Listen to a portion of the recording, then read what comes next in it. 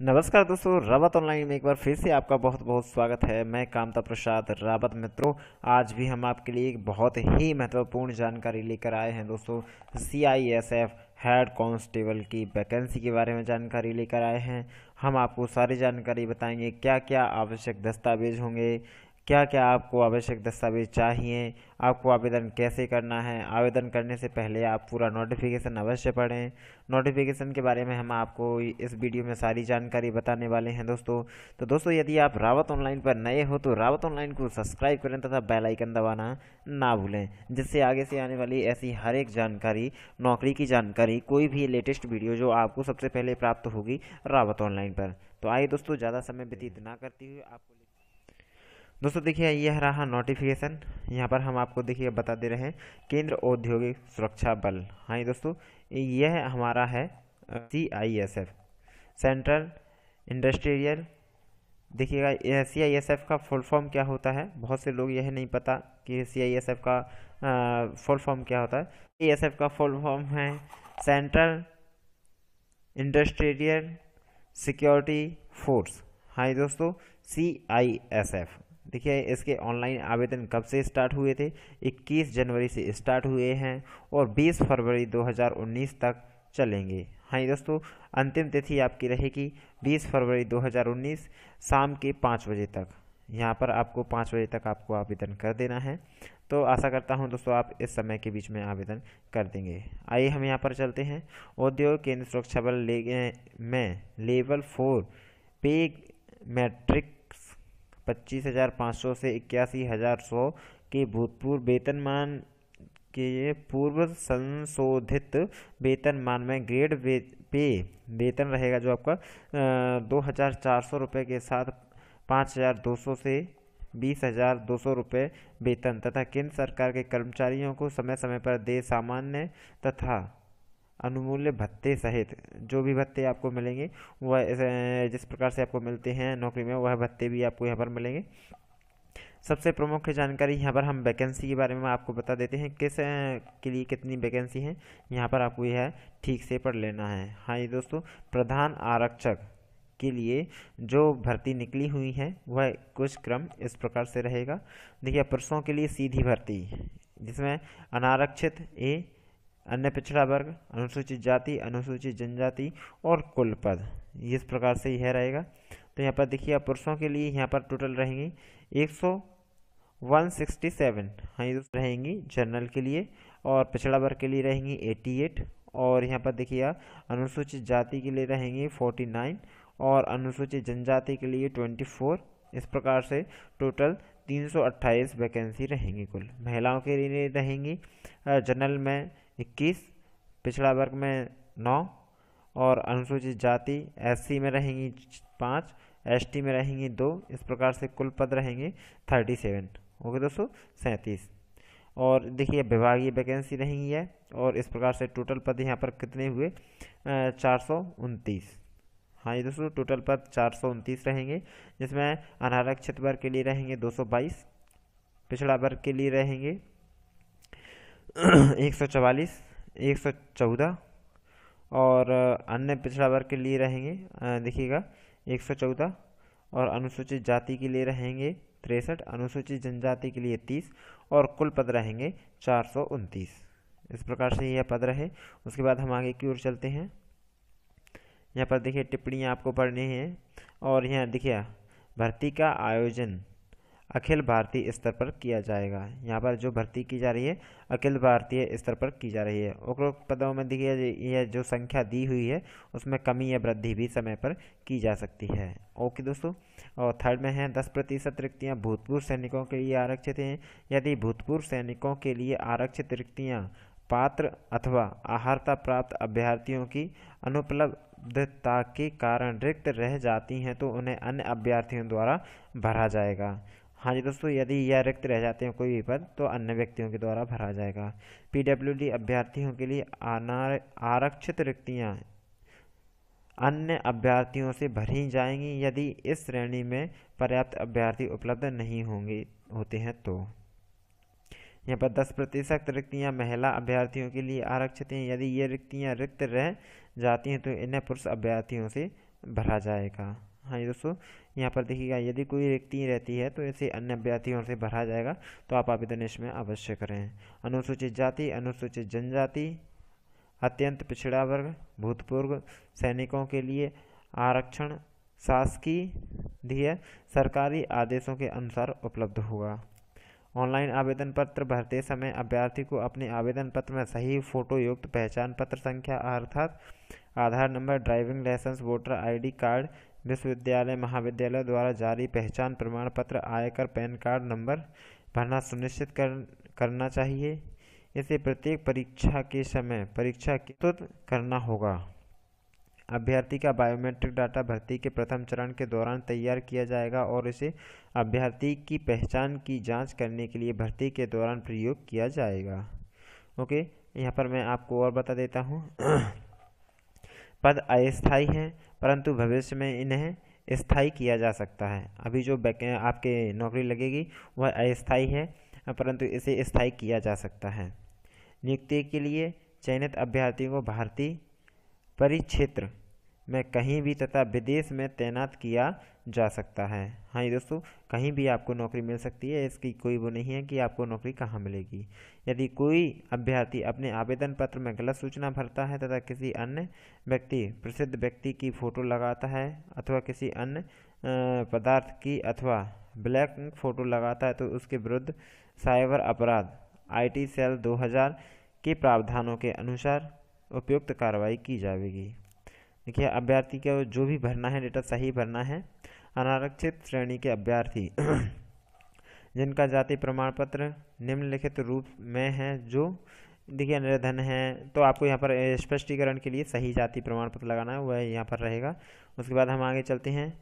भर्ती प्रक्रिया में कदवर परीक्षा और शारीरिक मानक परीक्षण जैसे PST, दस्तावेजीकरण, लिखित परीक्षा, कौशल परीक्षा, टाइपिंग और चिकित्सक परीक्षा सम्मिलित होगी। भर्ती की प्रमुख विशेषताएं निम्न प्रकार से होंगी। यहाँ पर देखिएगा आपके 3-4 चरण रहेंगे। प्रथम PHBT। ओके दोस्तों, जैसे हम कहेंगे लिखित परीक्षा होने वाली है, आपकी शारीरिक परीक्षा भी होगी, जैसे शारीरिक फिजिकल बोलते हैं, और टाइपिंग टेस्ट भी रहेगा इसमें। ओके, अभ्यर्थी नंबर 1 यहाँ पर अभ्यर्थी से आवेदन पत्र CISF की वेबसाइट http://CISF.read.in पर केवल ऑनलाइन तरीके के माध्यम से स्वीकार किए जाएंगे। आवेदन पत्र प्रस्तुत करने पर कोई अमान्य तरीका स्वीकार नहीं किया जाएगा। अभ्यर्थी को आवेदन पत्र जमा करने की अंतिम तिथि का इंतजार नहीं करना चाहिए, जिससे वे आवेदन पत्र में अधिक संख्या होने के कारण के फलस्वरूप वेबसाइट के क्रैश होने और तकनीकी त्रुटियों के कारण आवेदन पत्र भरने से वंचित न रह जावें। दोस्तों, आपको आवेदन पहले ही भर लेना है। सामान्य एवं पिछड़ा वर्ग के अभ्यर्थियों को 100 रुपये का आवेदन शुल्क वसूला जाएगा। अनुसूचित जाति, अनुसूचित जनजाति, महिला और भूतपूर्व सैनिकों को आवेदन शुल्क देने से छूट प्राप्त है। ऐसे सभी अभ्यर्थी अपनी स्थिति प्रमाणित करने के लिए समक्ष अधिकारी के निर्धारित प्रपत्र में परिप्रेक्ष प्रमाण पत्र प्रस्तुत करने होंगे। निर्धारित प्रमाण जो भी आपको यहाँ पर देखिएगा, अनुसूचित जनजाति, अनुसूचित जाति का और महिलाओं को जो आरक्षण लेना है तो उसका आपको प्रमाण पत्र यहाँ पर प्रस्तुत करना होगा, SC ST वालों को। और उसके बाद देखिए, भर्ती प्रक्रिया के दौरान अभ्यर्थियों को बुलावा पत्र, प्रवेश पत्र के जिसे प्रवेश पत्र कहते हैं हम, प्रत्येक चरण अर्थात PST, दस्तावेजीकरण, लिखित परीक्षा, कौशल परीक्षा और टाइपिंग, यहाँ पर देखिए टाइप राइटिंग भी होगी, और विस्तृत चिकित्सा परीक्षण हेतु वेबसाइट अर्थात http://CISF.read पर अपलोड किया जाएगा। चिकित्सा परीक्षण भर्ती के 3 चरण निम्नानुसार होंगे परीक्षण होंगे। PST दस्तावेजीकरण और देखिए OMR कंप्यूटर आधारित लिखित परीक्षा द्विभाषीय अर्थात अंग्रेजी हिंदी में होगी, और कौशल परीक्षा ओके दोस्तों टाइपिंग, कौशल परीक्षा में रहेगी आपकी टाइपिंग। तो यहाँ पर आपको 3 प्रकार से आपकी चिकित्सा परीक्षण से पहले भर्ती के 3 चरण रहेंगे। उसके बाद आपकी चिकित्सा परीक्षण होगी। हाँ जी दोस्तों, यहाँ पर हम आगे चलते हैं। टिप्पणी। उपरोक्त 3 चरणों का क्रम CISF के निर्णय के आधार पर प्रशासनिक कारणों, मौजूदा परिस्थितियों के कारण आपस में बदल सकता है। यदि लिखित परीक्षा की दूसरे चरण में आयोजित किया जा सकता है तो तीसरे चरण में के लिए बुलाए जाने वाले अभ्यर्थियों की संख्या लिखित परीक्षा की वरीयता के आधार पर निर्भर करेगी, जिसमें आहर अंक सामान्य और भूतपूर्व सैनिकों के लिए 35% और अनुसूचित जाति, अनुसूचित जनजाति पिछड़ा वर्ग के लिए 33% होंगे। यद्यपि तीसरे चरण अर्थात दक्षता परीक्षण टाइप राइटिंग के लिए लिखित परीक्षा में उत्तीर्ण अभ्यर्थियों को बुलाना आवश्यक नहीं होगा। यहाँ पर देखिए, जो कि देखिए यहाँ पर आवश्यक नहीं है कि सभी को बुलाया जाएगा, वो मेरिट सूची तैयार की जाएगी, उसके अनुसार बुलाया जाएगा। प्रत्येक पद और प्रत्येक श्रेणी के लिए रिक्तियों की संख्या के संदर्भ में तृतीय चरण के लिए बुलाए जाने वाले अभ्यर्थियों की संख्या प्रत्येक पद और प्रत्येक श्रेणी के लिए रिक्तियों के संदर्भ में लिखित परीक्षा में उत्तीर्ण अभ्यर्थियों की कुल संख्या पर निर्भर करेगी। तदनुसार प्रत्येक श्रेणी के लिए कट ऑफ अंक निर्धारित किया जाएगा। हाँ दोस्तों, यहाँ पर कट ऑफ के माध्यम से लिया जाएगा। अंतिम रूप से चयनित उम्मीदवारों की सूची CISF की वेबसाइट पर अपलोड की जाएगी। ये वे अभ्यर्थी जिन्हें प्रत्येक पद और श्रेणी में उपलब्ध रिक्तियों के अनुसार अंतिम चयन सूची में स्थान मिलेगा, उन्हें विस्तृत चिकित्सीय परीक्षा के लिए बुलाया जाएगा। अभ्यर्थी की चिकित्सीय परीक्षण जिसे उनकी शारीरिक और चिकित्सीय फिटनेस की जांच करने के लिए गृह मंत्रालय, यहाँ पर देखिए आप बाकी की सारी जानकारी आपको यहाँ से पढ़ लेनी है, मैं ऐसे पढ़ के दिखाऊंगा, काफ़ी लंबा हो रहा है दोस्तों। अंतिम चयन विस्तृत चिकित्सा परीक्षण और समीक्षा चिकित्सा परीक्षण के लिए फिट पाए गए अभ्यर्थियों में से लिखित परीक्षा में वरीयता के आधार पर किया जाएगा। हाँ ये दोस्तों, पदों के लिए अपेक्षित मापदंड क्या रहेंगे यहाँ पर हम आपको दिखा देते हैं। शैक्षणिक योग्यता क्या रहेगी, यहाँ पर देखिए शैक्षणिक योग्यता जो कि आपकी एक मान्यता प्राप्त बोर्ड अथवा जैसे हम 10+2 में डायरेक्ट आपको बता देता हूँ, 12वीं पास होना चाहिए आपको। और ये देखिए सही बोर्ड से होना चाहिए, ऐसा नहीं कि आपकी डुप्लीकेट मार्कशीट हो, फर्जी नहीं होना चाहिए, सही होनी चाहिए। आयु देखिए यहाँ पर आयु सीधी भर्ती के अभ्यर्थियों के लिए आयु सीमा जो कि 20 फरवरी 2019 को 18 से 25 के बीच भारत के अभ्यर्थियों के आवेदन पत्र प्राप्त होने की अंतिम तिथि पूर्व क्षेत्र के अभ्यर्थी सहित। हाँ दोस्तों, यहाँ पर आयु सीमा में छूट भी दी जाएगी, वो है निम्न अनुसार रहेगी। यहाँ पर छूट किस प्रकार से दी जाएगी, अनुसूचित जाति अनुसूचित जनजाति को 5 वर्ष तक की, अन्य पिछड़ा वर्ग को 3 वर्ष के लिए, और देखिए बाकी को इस प्रकार से दी जाएगी 45, 40, बाकी इस प्रकार से आपको यहाँ पर आयु सीमा में छूट भी दी जाएगी, जैसे कि हमेशा दी जाती है। इस प्रकार से आपको यहाँ पर सही से करना है। अब देखिएगा अगले में चलते हैं, अन्य आवश्यक योग्यताएं। कंप्यूटर पर 35 शब्द प्रति मिनट की न्यूनतम गति के साथ अंग्रेजी टाइपिंग अथवा में है कंप्यूटर पर 30 शब्द प्रति मिनट की न्यूनतम गति के साथ हिंदी टाइपिंग। देखिए अनुमत समय रहेगा, अनुमानित समय रहेगा जो आपका 10 मिनट रहेगा। अनुमत समय 10 मिनट, 35 शब्द प्रति मिनट अंग्रेजी और 30 शब्द प्रति मिनट हिंदी टाइपिंग। इस प्रकार से आपकी यह रहेगी कैपेसिटी। हाँ ये दोस्तों, यहाँ पर उसके बाद शारीरिक परीक्षण पर हम चलते हैं। तो अनुसूचित जाति अनुसूचित जनजाति के अभ्यर्थियों को छोड़कर अन्य अभ्यर्थियों के लिए 165 सेंटीमीटर रहेगा कद का माप। छाती का माप रहेगा बिना फुलाए 77 सेंटीमीटर, फुलाव के साथ 82 सेंटीमीटर। कद का माप महिलाओं के लिए रहेगा 155 सेंटीमीटर और छाती का माप लागू नहीं है। ओके दोस्तों, अनुसूचित जाति अनुसूचित जनजाति से संबंधित सभी अभ्यर्थियों के लिए यहाँ पर देखिए 162.5 सेंटीमीटर, बिना फुलाए 76 सेंटीमीटर, फुलाव के साथ 81 सेंटीमीटर। यहाँ पर देखिएगा कद का माप 150 रहेगा अनुसूचित जाति अनुसूचित जनजाति की महिलाओं के लिए, और देखिए छाती का माप यहाँ पर लागू नहीं होगा महिलाओं के लिए। दोस्तों इस प्रकार से मैंने इसे यहाँ पर पॉज कर दिया है, थोड़ा सा रोक दिया है, आप इसे ठीक से देख लें। यहाँ पर फिजिकल डिटेल्स इस प्रकार से रहेगी।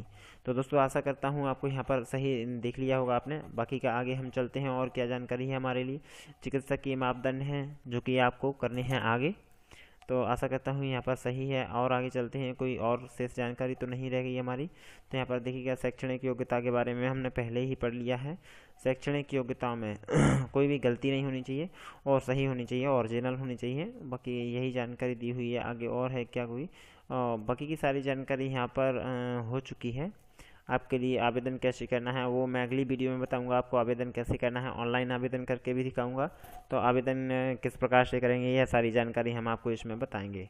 तो दोस्तों आशा करता हूँ कि सारी जानकारी आपको समझ में आ गई हुई। और एक बार और देख लेते हैं हम नीचे की ओर। और मैं आपको वीडियो की डिस्क्रिप्शन में यह नोटिफिकेशन की लिंक दे दूँगा, तो आप इस नोटिफिकेशन को अवश्य एक बार पढ़ लें, तो आपको सारे डाउट्स क्लियर हो जाएंगे। तो दोस्तों आशा करता हूँ सारी जानकारी आपकी समझ में आ गई होगी। अभी भी यदि कोई समस्या आती है तो आप हमें कमेंट बॉक्स में कमेंट कर लीजिए दोस्तों, हम आपकी हर एक समस्या का समाधान करेंगे।